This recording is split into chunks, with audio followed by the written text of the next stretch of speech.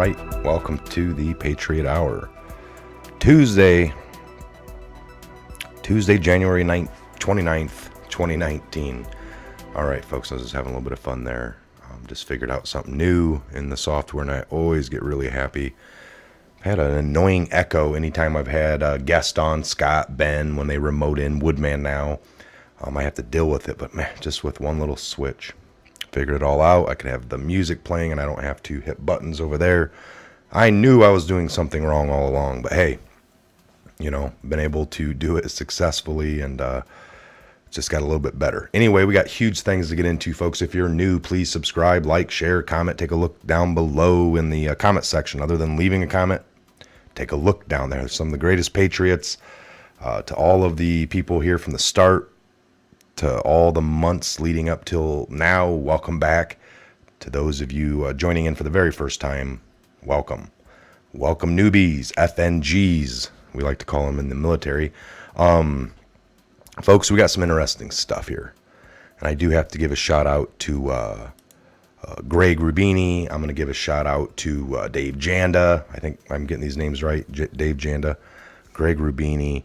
And then even like myself and Ben, not so much myself, but Ben, we discussed this. I had a show back in right at the beginning of the shutdown talking about RIFs, reduction in force.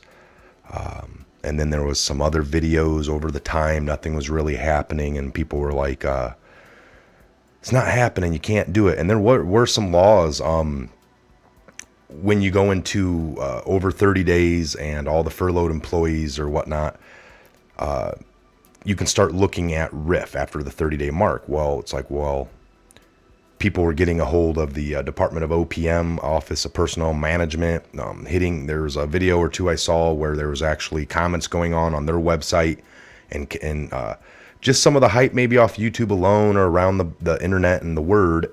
Federal employees probably caught on to that and then were asking like, whoa, what's this RIF?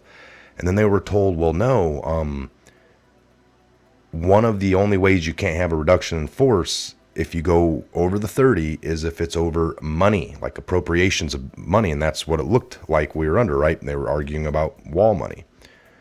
So is it, if we go back into a shutdown on the 15th, that it wouldn't be about the money anymore because Trump's going to have the funding by declaring an emergency? And then now we're in a administrative shutdown because it's over something different. Possibly also is that Ben had brought this up when we were digging back around the late December, that if you reorganized, that was another stipulation. Now we saw that in a few things we were digging in. I ended up downloading the whole PDF of the OPM for federal employees. It's like their rules and regulations you have to follow, put out. And interesting enough, today, things that we just don't catch because it takes a group, all right? This is where Greg, and he links me to something on Twitter that takes me to a Dave Janda, which I've watched several of his videos. Didn't catch this newest one or the one that he linked, all in full anyway. If I did see it, sometimes I only have a few minutes to kind of hyper watch things, all right? What I mean by that is I'm listening, I kind of scan forward. But today I watched the whole, it's a 22 minute video. And he brought up an interesting point. So let's jump into that over here. Pull this up for you. Okay, so we got back in March 13 of 2017, Executive Order 13781, the comprehensive plan for reorganizing the executive branch. So by the authority vested in me as a president and by the Constitution and the laws of the United States of America, it is hereby ordered. So we'll scan over this, but the purpose. This order is intended to improve the efficiency, effectiveness, and accountability of the executive branch by directing the Director of Office of Management and Budget, that would be the OMB, director, to propose a plan to reorganize governmental functions and eliminate unnecessary agencies as defined in Section 551, Title 5, United States Code, components of the agencies and agency programs. So there you go. A proposed plan to improve the efficiency, effectiveness, accountability of federal agencies, including, as appropriate, to eliminate or reorganize unnecessary or redundant federal agencies. Within 180 days of this order, the head of each agency shall submit to the director a proposed plan to reorganize the agency, if appropriate, in order to improve the efficiency, effectiveness, and accountability of that agency. So when he put this out in March, within 180 days, all right, we know that's 6 months. So what is that, March? March 13th. Let's just March, April, May, June, July, August, September. So sometime in September 13th, let's just go ahead and push that to the 1st of October. They would have had to have this plan in of what they were going to do if in this scenario. All the heads of every agency, folks. This has been in the works. This is a plan, possibly, right? So Section 2, proposed plan to improve the efficiency, effectiveness, and accountability of federal agencies. I just read that, right? So the director shall publish a notice in the Federal Registry inviting the public to suggest improvements. Look at this. The public. Who is that? Right? So in the organization and functioning of all executive branch, and shall consider the suggestions when formulating the proposed plan. Within 180 days after the closing date of the submission of suggestions, which is another 6 months, right? So that took us to September. We're talking October, November, December, January, February, March. All right, there's a lot more here. Let me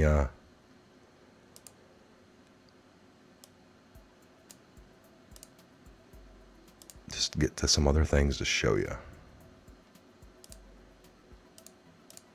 All right, so Trump signs government reorganization order. This is back in March. President Donald Trump signed an executive order Monday calling for agencies to analyze their efforts in preparation for a major reorganization. White House Press Secretary Sean Spicer said March 13 at the daily briefing that the order will ask agencies to identify where money is being wasted, how services can be improved, and whether or not the services are benefiting the nation. This is the beginning of a long overdue reorganization of the federal government and other significant step towards the president's often stated goal of making it more efficient, effective, and accountable to the American people. The final order gives agencies 180 days to submit to the Office of Management and Budget plan to reorganize the agency. OMB will then publish the plan in the Federal Registry for the public comment, and 180 days after the public comment closes. Folks, this is everything. The proposed plan shall include, as appropriate, recommendations to eliminate unnecessary agencies, components of agencies, and agency programs, and to merge functions, the executive order stated. The proposed plan shall include recommendations for any legislation or administrative measure necessary to achieve the proposed reorganization. So this is a way to slim down, folks. I mean, what more could you ask for? All right. Smaller government. I think this last 35 days was to show and really point out, we're talking about a major cutback on the TSA, the unnecessary. I mean, it was also put in that you'd be considered like AWOL if you're in a position to where the government shuts down, your job's deemed to be, you need to be there, but then you literally don't come in because of the pay, which was happening. They showed a whole bunch of people. So now this happens again. Was that last 35 days a little run test, a little keep an eye on how well does the government keep functioning? We just did it without a lot of this. I mean, this is all just possibly part of the plan. Possibly part of the plan. So if you believe the leaks, or there's already things in the budget that look like they're going to be axed or cut, or at least sort of targets. So both kettle, I'm going to go back here a little bit. It is unclear still how much change the administration wants as an end result of the reorganization effort. Well, I can tell you. Both Kettle and David Lewis, a political science professor and chairman of the Department of Political Science at Vanderbilt University, said that what's interesting is that talk of agency reorganization was already happening prior to the EO's release. If you believe the leaks, there's already things in the budget that look like they're going to be axed or cut or at least sort of targets, Lewis said. We don't know if that'll prove to be the case. That's sort of the rumor. It would be interesting if that process plays itself out before the report is even turned in. What this really does is set up a proposal that would presumably fold into the next budget, Kettle said. So that might have something to do with the timing on this, even though it doesn't say that in the executive order. So, redundancies, agencies that kind of overlap, too many of them. So, the EO lays out relevant factors agencies should consider when developing their reorganization plans. These include whether some or all functions of agency, component, or program are appropriate for the federal government, or would be better left to state and local governments or to the private sector through free enterprise. Whether some or all functions of an agency, a component, or a program are redundant, including with those another agency, component, or program. Whether certain administrative capabilities necessary for operating an agency, a component, or a program are redundant with those of other agency, component, or program. Whether the cost of continuing to operate an agency or component or a program are justified by the public benefits it provides. The cost of shutting down or merging an agency or the components or programs include the cost of addressing the equities of the affected agency staff. Transferring responsibilities to state and local is already a brewing battle, Kettle said, pointing to the ongoing healthcare debate as one example. So, a lot of interesting stuff here, folks. A lot of interesting things have taken place. Definitely have to keep sitting back and waiting like we always do, but I just wanted to bring you guys this. Plan to do a show here in a little bit with possibly Woodman joining in. I think he's feeling better. He was going to join in on Sunday, but he was just a little under the weather, and I had saw him on Friday, and he was just starting to get under the weather. So I didn't hang out too long on Friday. I got out of there. I'm fighting a little, just the colds here now, folks. Kind of bunkered down for the next few days. Plan on doing lots of shows. So we'll definitely, I got everything fired up now, and I'm going to be making some phone calls, possibly here. We'll probably wait till around 6 o'clock, 5:36, kick off a live show. I know some of you will just be getting done with dinner, and then depending on where you're at in the time zones, just getting off work. But that just works out best. Can't do nothing real late with the Woodman lately, although he has been staying up later.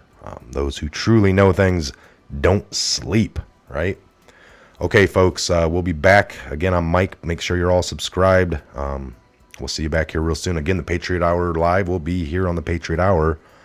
I don't think I'm going to do the double stream. I think that might have been the issue last time. So I still need to make a few upgrades to my system here as far as some of the